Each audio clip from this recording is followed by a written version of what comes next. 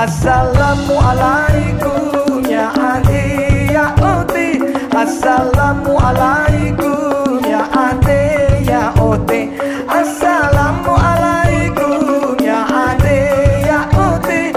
Assalamualaikum ya ade ya ote. Assalamualaikum ya ade ya ote.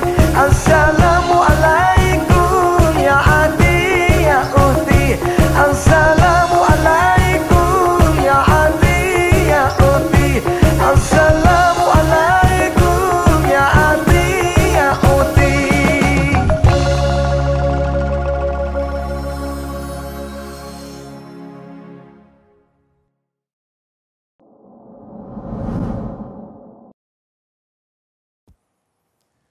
Assalamualaikum warahmatullahi wabarakatuh.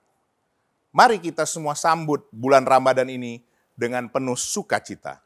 Di bulan yang penuh berkah ini, kita semua berharap rahmat dari Tuhan yang Maha Kuasa.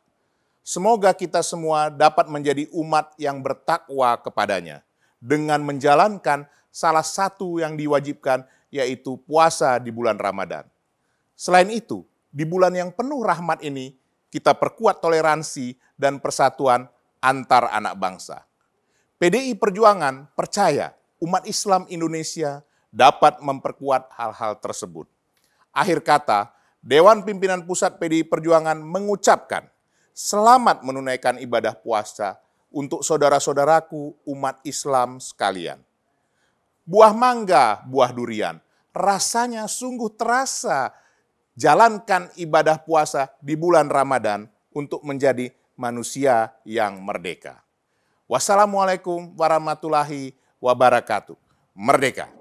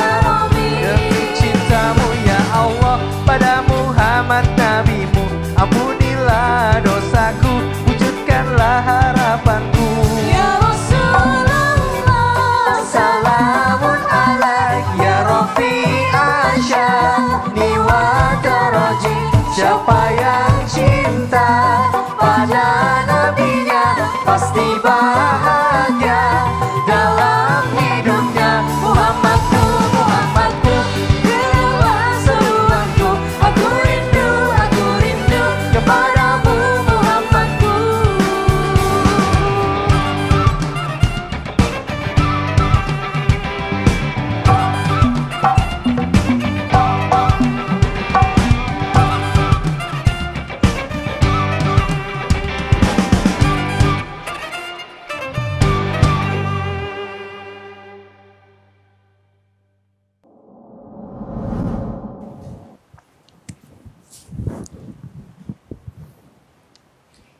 Assalamualaikum warahmatullahi wabarakatuh. Sobat BKN dimanapun Anda berada, berjumpa kembali dalam program Inspirasi Ramadan, program sahur bersama Badan Kebudayaan Nasional PDI Perjuangan.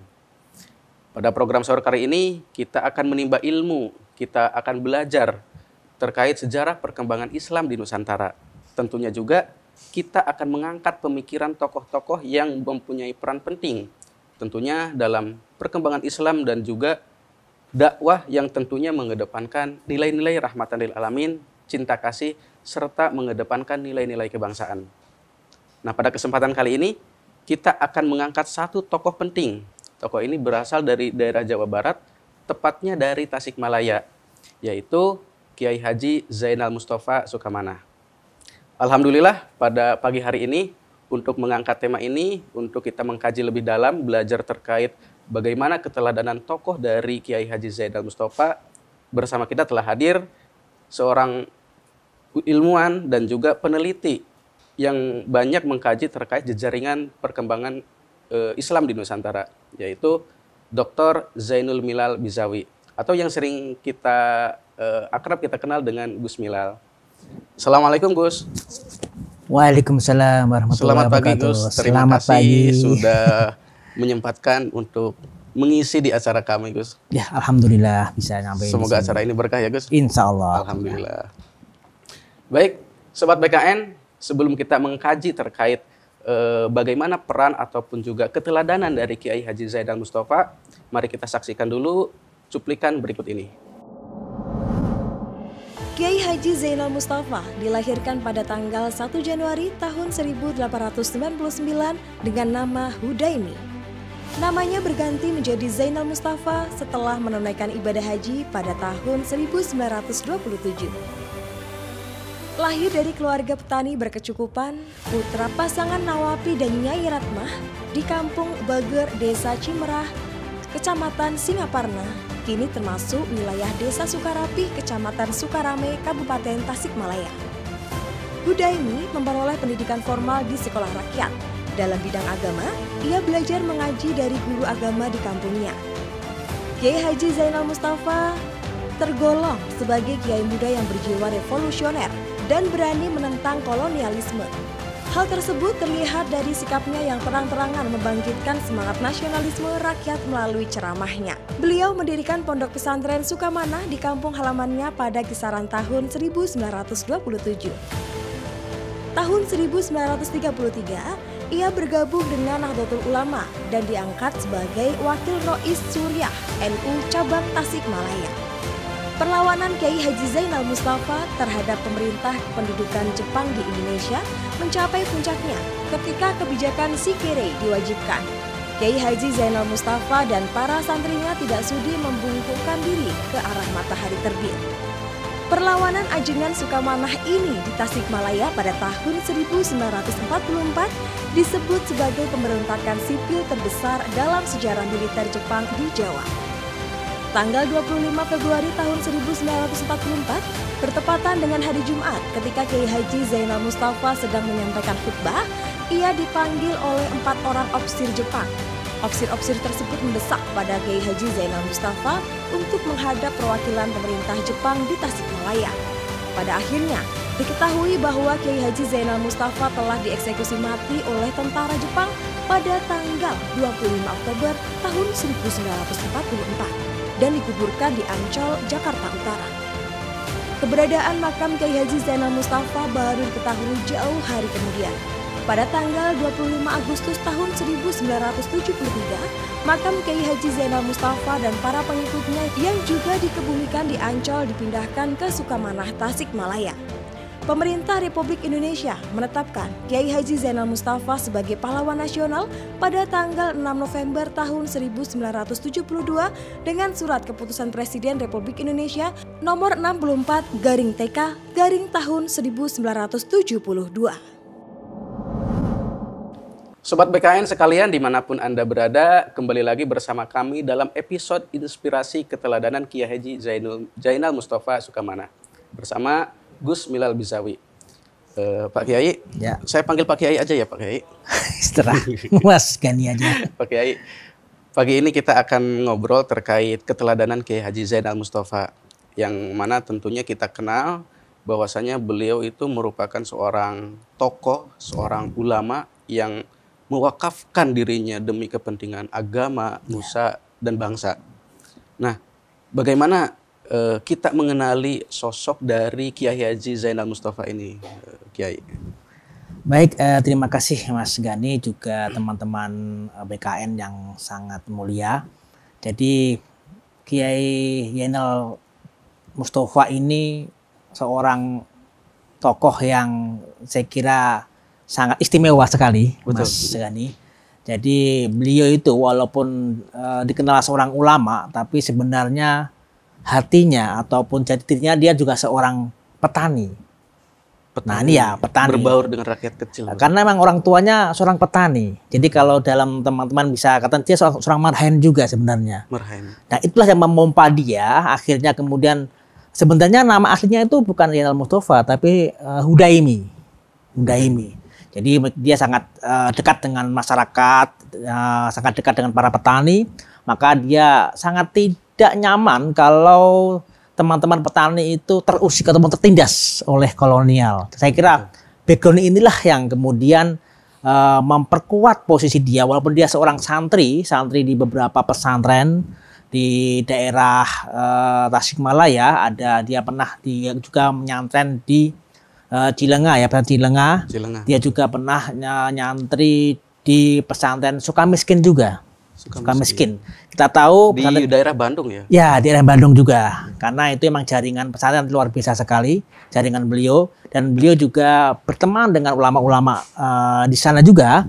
Sehingga akhirnya beliau diberikan kepercayaan ketika NU berdiri tahun 1926, tahun 1933 dia menjadi pengurus NU di Tasikmalaya. Jadi berarti itu Mas, kalau tahun segitu satu masa sama Kiai Haji Wahid Hasyim, Pak Yai? Ya, saya kira dalam pergerakan, saya kira dia sangat memiliki komunikasi dengan para pejuang-pejuang juga para ulama termasuk Kiai Wahid Hasyim karena memang hampir seusia ya, mungkin seusia. Karena Kiai Wahid Hasyim ini juga sering ke Bandung, dia sering ke pesantren Sukamiskin karena memang pesantren Sukamiskin ini pendirinya ataupun pengasuhnya juga alumni Tebu Ireng. Jadi Kiai Wahid Hasyim sering ke Sukamiskin. Saya kira beliau juga sering ketemu di sana. Betul, dengan Kiai Wahid Hasyim. Terkait itu Pak Kiai, memang semangat dari Kiai Haji Zainal Mustafa untuk mencapai kemerdekaan Republik Indonesia waktu itu memang mungkin itu pastinya berjejaring Pak Kiai ya. Berjejaring Kiai Haji Zainal Mustafa dari Jawa Barat dan berjejaring juga dengan kiai-kiai di daerah Jawa Tengah, Jawa Timur dan mungkin Madura dan yang lain sebagainya. Ya. Kalau dari jejaring santri sendiri Pak Kiai untuk mempertahankan terutama syiar Islam dan juga kemerdekaan itu seperti apa Pak Kiai? Ya, menariknya memang keberanian dari Zainal Mustafa ini berbeda dengan lainnya. Barangkali yang lainnya tidak memiliki keberanian melakukan sebuah perlawanan langsung kepada kolonial, baik kolonial Belanda maupun kolonial Jepang. Karena apa? Karena Kiai Zainal Mustafa ini memiliki jaringan yang sangat luas sekali. Ketika dia menjadi seorang santri di beberapa pesantren tadi saya sebutkan, ternyata mereka menyambungkan kepada ulama-ulama saat itu. Seperti halnya karena di daerah Priangan, daerah Tasikmalaya, Garut, itu semuanya tertuju pada seorang ulama besar akhir abad 19 yaitu Ajengan Satibi, Syekh Gentur. Saya kira jaringan itu yang kemudian mampu memiliki peranan kuat kenapa kemudian Kiai Mustafa ini sangat dekat dengan ulama-ulama lainnya termasuk ulama-ulama dari Jawa Tengah misalkan Jawa Timur, sehingga beliau sangat ta'zim dan hormat ketika kemudian Mbah Hasyim Asy'ari mendirikan NU, kemudian dia langsung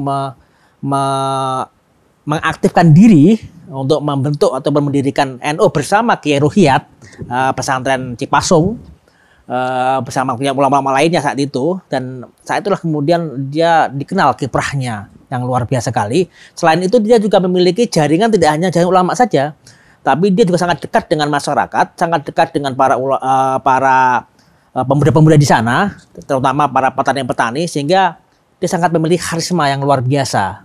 Sehingga nanti itu akan penting sekali untuk ketika melakukan perlawanan ataupun istilahnya pemberontakan lah kalau udah besar, karena udah ribuan nanti anunya yang ikut terlibat.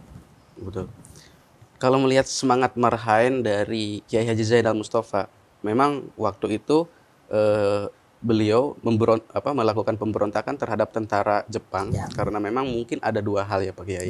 Pertama karena memang upeti yang diminta Jepang itu terlalu menekan rakyat kecil, petani, dan juga terkait kerja rumusa waktu itu ya Pak Kiai. Nah, sekitar mungkin Februari tahun 44 ya Pak ya, sekitar 1944, waktu itu hari Jumat. Jadi setelah selesai sholat Jumat, mungkin Kiai Haji Zainal Mustafa sudah mendapatkan isyarat.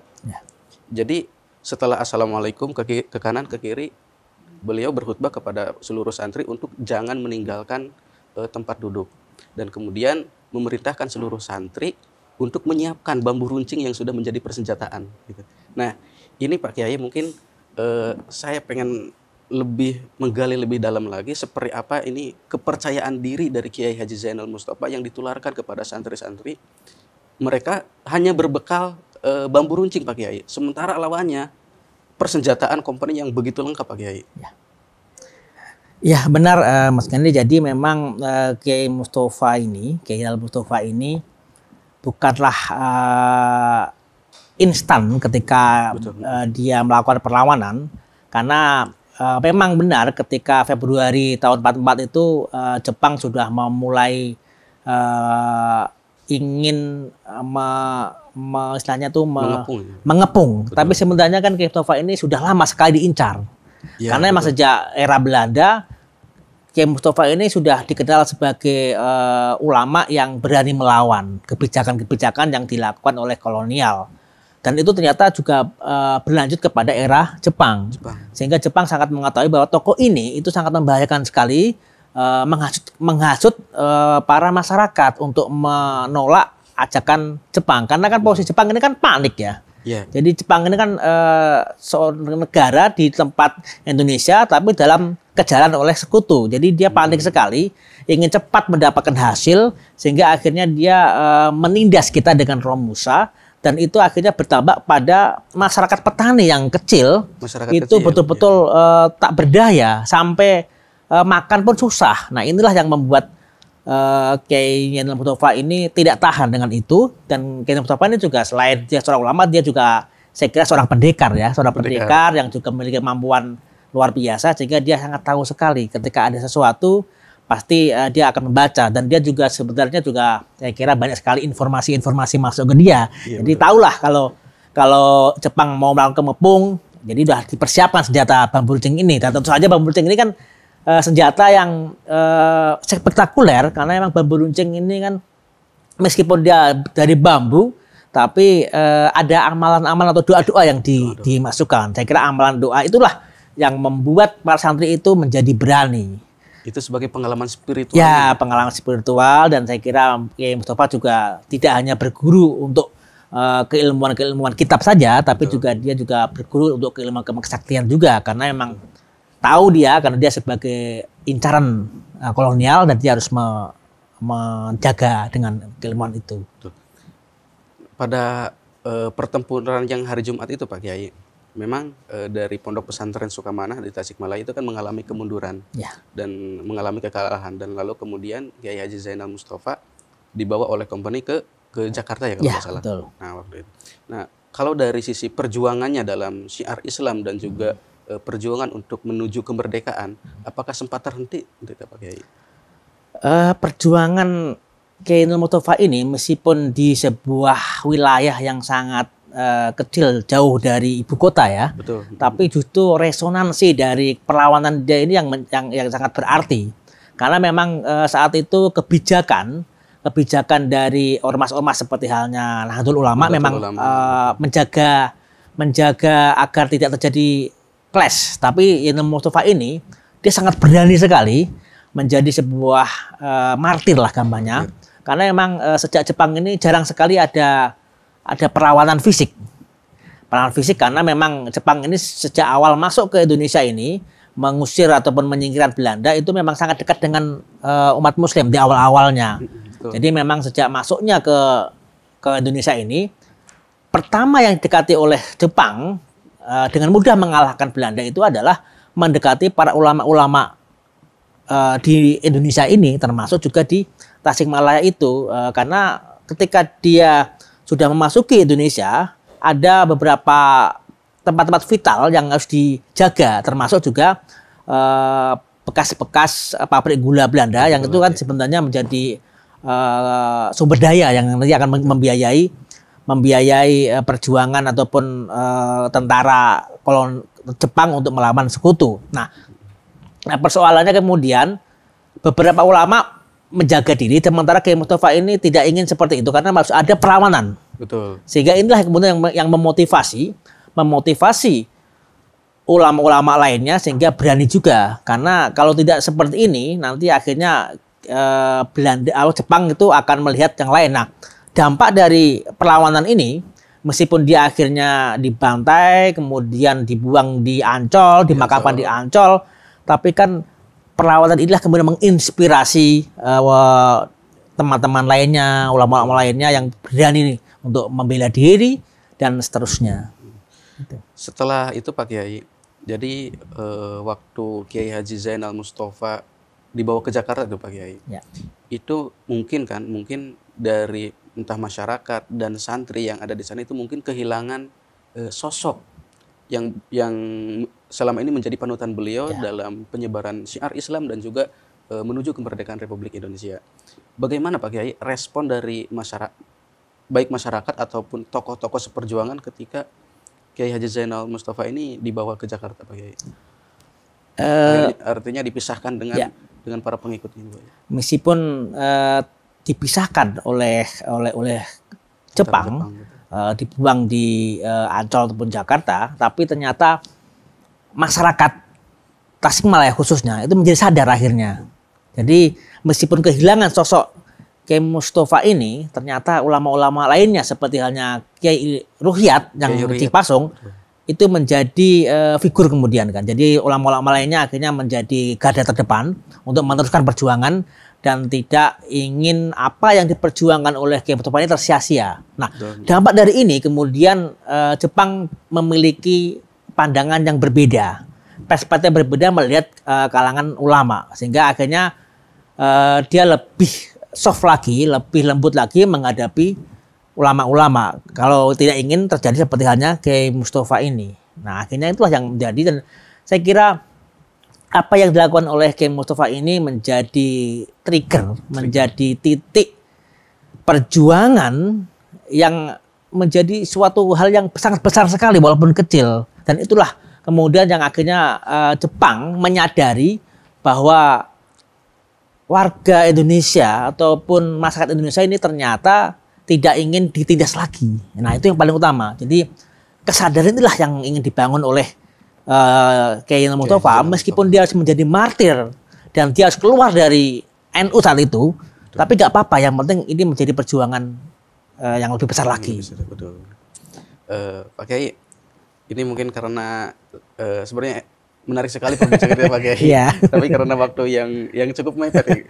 Ini mungkin pertanyaan terakhir Pak Kiai terkait nilai-nilai perjuangan ataupun keteladanan dari Kiai Haji Zainal Mustafa ini, apa yang bisa kita teladani ini Pak Kiai untuk generasi-generasi yang sekarang ini dan yang akan datang? Yang pertama adalah sosok Kiai Zainal Mustafa ini memiliki integritas yang luar biasa. Betul. Integritas sebagai seorang tokoh ataupun seorang masyarakat ataupun warga Indonesia yang harus memperjuangkan keinginan dari rakyat Indonesia, jangan pantang menyerah, jangan takut meskipun harus menjadi martir. Jadi jangan takut dan jangan lemah dalam menghadapi hal-hal yang menindas. Itu menjadi tema utama ataupun menjadi inspirasi utama dari sosok yang bernama Kiai Mustafa. Dan inilah kemudian yang membuat ulama-ulama lainnya menjadi semangat kembali. Menjadi salah satu dari tokoh-tokoh perjuangan, sehingga akhirnya muncullah kemudian laskar-laskar seperti Hizbullah akhirnya muncul. Pentingnya itu untuk mempersiapkan ketika nanti kemudian akan menjadi merdeka. Betul. Dan saya kira sekarang perlu saatnya para milenial meneruskan perjuangan beliau. Baik, terima kasih banyak Gus Bilal Ya, sama-sama. sudah menyempatkan ini obrolan kita terkait Kiai Haji Zainal. Alhamdulillah. Semoga di lain kesempatan kita bisa bertemu lagi. Ya, Kiai. insya Allah, insya Allah. Terima kasih. Baiklah Sobat BKN, dimanapun Anda berada, tanpa terasa bahwa kita telah sampai di penghujung acara. Namun sedikit banyak, hari ini, pagi ini kita telah belajar terkait bagaimana keteladanan ataupun perjuangan dari Kiai Haji Zainal Mustafa yang tentunya bisa kita ambil hikmah dan juga kita bisa ambil semangatnya. Kami dari keluarga Badan Kebudayaan Nasional PDI Perjuangan mengucapkan salam takzim untuk zuriat dan juga keluarga dari Kiai Haji Zainal Mustafa yang ada di Sukamanah, Tasikmalaya. Baik, Sobat BKN dimanapun Anda berada, kita akan berjumpa esok hari di waktu yang sama, tentunya di akun YouTube BKN PDI Perjuangan. Terima kasih. Wassalamualaikum warahmatullahi wabarakatuh. Waalaikumsalam warahmatullahi wabarakatuh.